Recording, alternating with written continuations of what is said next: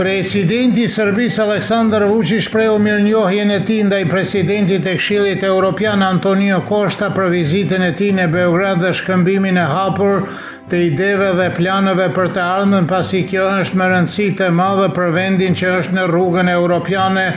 dhe theksoi se ka pritje të mëdha nga samiti në Tivat. Vučić shtoi se është rëndësishëm që Serbia të përmbush rregullat e përcaktuar nga Unioni për kandidat. Costa theksoi se ndodhet në Beograd për të konfirmuar angazhimin e vazhdueshëm të Unionit ndaj perspektivës europiane të Serbisë dhe theksoi se sqelsi për këtë zhvillimi i marrëdhënieve të fqinjësisë së mirë dhe bashkëpunimi rajonal, dialogu dhe zbatimi i marrëveshjes së Ohrit. Përveç kësaj, ai përmendi zbatimin e reformave dhe vlerësoi miratimin e 4 ligjeve. Albert Prenkaj, diplomat nga Prishtina, tha se Antonio Costa e sheh integrimin evropian të Ballkanit Perëndimor si nevojë gjeostrategjike për Europën, duke shtuar se normalizimi i marrëdhënieve është një faktor kyç për rrugën drejt Europës kur bëhet fjalë për Serbinë dhe Kosovën. Drejtori ekzekutiv i Institutit Prespa nga Shkupi, Andrea Stojkovski, vlerësoi se mesazhet e Kostës tregojnë se Bashkimi Evropian është gati të pranojë antarë të ri, duke shtuar se kjo mund të diskutohet në samitin e Tivatit. Analisti shqiptar Ylli Pata tha se turneu ballkanik i Antonio Kostës ka kryesisht një mesazh politik dhe se ai duhet të sqarojë drejtimin që do të merr Bashkimi Evropian kur bëhet fjalë për Ballkanin Perëndimor, dhe theksoi se megjithatë se procesi i integrimit rajonal ka humbur rëndësinë e tij.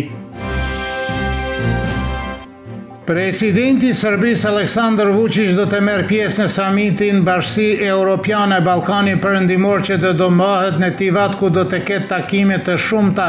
dypalëshe. Shërbimi i bashkëpunimit për media i presidentit të Serbisë njoftoi se gjatë samitit Vučić do të zhvillojë një takim me presidenten e Komisionit Evropian Ursula von der Leyen, presidentin e Këshillit Evropian Antonio Costa, presidentin e Francës Emmanuel Macron, kancelarin e Gjermanisë Friedrich Merz dhe një numër të udhëheqësve të tjerë evropian. Vučić konfirmoi gjithashtu verbalisht se po udhton për në Tivat pavarësisht paralajmërimit që mori nga Agjencia e Sigurisë së Informacionit. Tabela me emrin e Zoran Gjingjicit, e cila u vendos dje në Mitrovicën e Veriut pranë tabelës me emrin e rrugës së Isa Boletinit, u zhvendos këtë mëngjes nga vendi i saj pranë rrethullimit në hyrje të qytetit, ndërsa tabela me emrin e rrugës së Isa Boletinit është në vendin e njëjtë.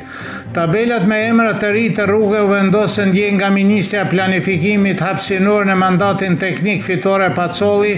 duke deklaruar se emrat e ri u zgjodhen në bashkëpunim me administratën e mëparshme në Mitrovicën e Veriut. Komuna Mitrovicës së Veriut tha se vendosja e tabelave nuk është njoftuar dhe se aksioni i kryer për qëllime të fushatës së lëvizjes vetëvendosje, tha kryetari i komunës së Mitrovicës së Veriut Mila Radović, i cili mbuloi tabelet me një kanavac, duke deklaruar se vendimi për emrimin e rrugëve ishte i paligjshëm.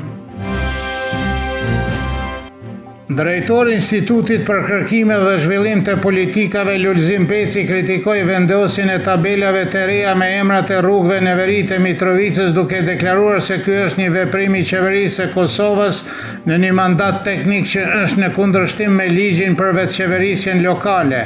Organizatat e shoqërisë civile që veprojnë në komunitetin serb në Kosovë kanë shprehur shqetësimin serioz për, siç thonë ata, veprimet gjithnjë më të shpeshma të institucioneve qendrore që kufizojnë aftësinë e vetëqeverisjes lokale në veri të Kosovës për të ushtruar kompetencat e tyre. Siç theksojnë ata, rasti i fundit në lidhje me emrat e rrugëve në Mitrovicën e Veriut është vetëm një shembull i këtij problemi më të gjerë.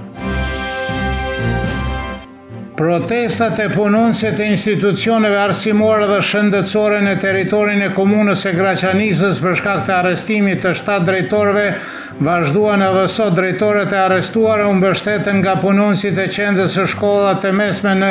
Llapllaselsi dhe në punonësit e emergjencës në atë vend. Kolegët nga Rahoveci dhe Hoqja e Madhe vazhduan të mbështesin punonësit e qendrës shëndetësore në Gushterisë të Poshtme gjatë protestës. Tubimi i mbështetjes në të gjitha institucionet arsimore dhe shëndetësore në territorin e komunës së Graçanisës ka vazhduar që nga 19 maj kur u arrestuan drejtorët.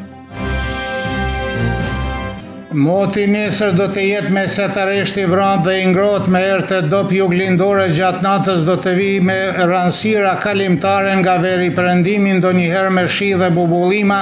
Temperatura mëngjesit do të sillet nga 10 deri në 16, kurse ajo maksimale ditore nga 26 deri në 30 gradë Celsius.